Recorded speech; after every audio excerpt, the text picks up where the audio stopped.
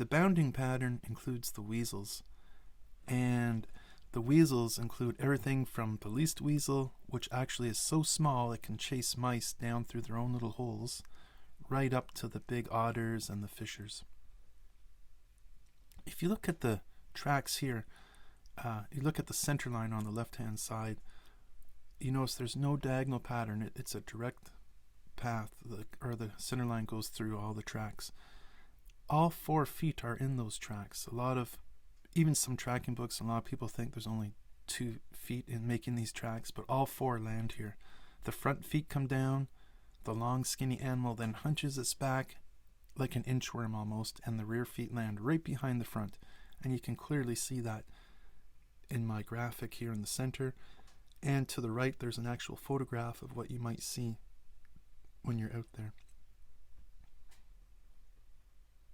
Notice too, something that's very unique about the weasels is the overall shape that all these 4 feet together make. I call that like an offset pattern. Here we have clear signs of an otter. On the right hand side we have what's so typical of otters, going along streams and waterways and doing their belly slides and sliding. They'll slide on the flats, they'll slide on hills. On the left hand side we see a typical otter gait, so we see it bounding up the screen.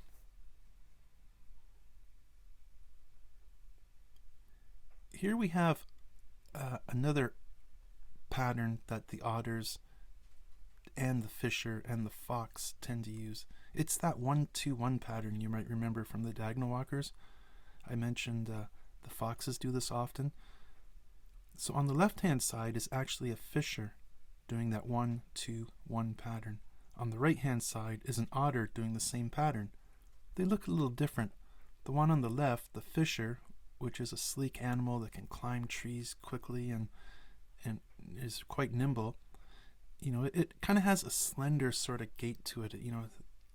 It's the tracks aren't all tight together. It's elongated somewhat. Whereas you look on the right hand side and you see the otter, it's a heavier set animal, big heavy tail, it's happy in the water, it's pretty nimble on land too, but it's not the type to climb trees and whatnot.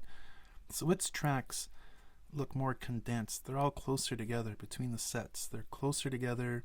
Everything just seems a little more condensed. Here we have more tracks of the otter. On the right hand side we see it doing some kind of weird gait pattern here. It's dragging its tail and maybe its belly along. On the left hand side we see the otter coming towards us, coming down the screen in other words, and you can see where its tail is landing, making that big impression in the snow behind the track. Here we have more otter tracks. On the left hand side we have an otter that's coming out of the water from the bottom of the screen, taking some slush with it, and it puts all feet down, pushes off, slides on its belly, and it'd be a real joy to watch this in action if you ever get the chance. To the right hand side we see otter tracks just on some ice and thin snow. Here's some more otter tracks in the mud. 5 toes, very small pointy little toes compared to the heel pad. On the bottom left we have a mink, and it's not that well known, but minks will slide like otters somewhat, and they also are frequent in the water. They're going after crayfish and all kinds of prey in the water. So on the bottom left we see where all 4 feet kind of push off and then it slides on its belly. Above that photograph there is an image of it going down into the hole. You can see its tail. And to the right, this is one of the most interesting tracks or trails I've ever seen, and I believe it's a mink. It's heading towards water, but it's just this one long slide. It looks like a car track, like a toy car track or something. There was no obvious push-offs for the most part. It was just this line through the snow. Very bizarre track. The otters along riverbanks, they often find a little outcrop of rocks along the waterway, and they go in there and they'll eat their prey, and you see some scat there. If you look closely in the scat, there's almost like little shells and scales and whatnot from whatever it's been eating. So look under the rock crevices along waterways and you might find some sign like this.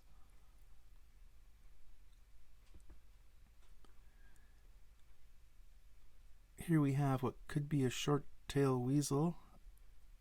If you look to the left or to the right screen, you see how it went under the log. That's a good clue when animals are going over obstacles. Are they going under or over? And that'll give you a really good indicator of their size. Now, I'm tracking weasels, or any animal for that matter. This is what I'm looking for. So on the left, we see this pattern. It's not a diagonal pattern, so right away we're thinking, okay, it's probably not one of our diagonal walkers. So is it a bound or is it a gallop? And I recognize right away that offset pattern of the weasels.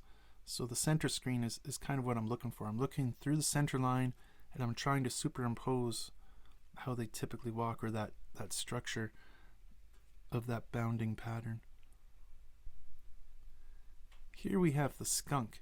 Now the skunks are certainly weasels, but they're a wide-bodied little weasel, and they're not as nimble as the other weasels, and their gaits, it certainly shows up in their gaits that way too.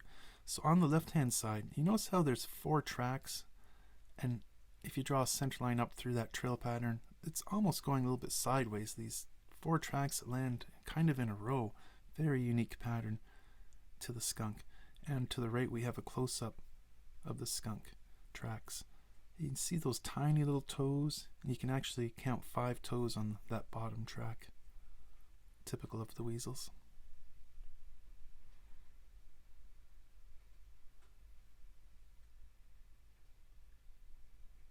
Here we have some mice and vole tracks, and we also have a hole where a weasel has gone in and to chase these mice.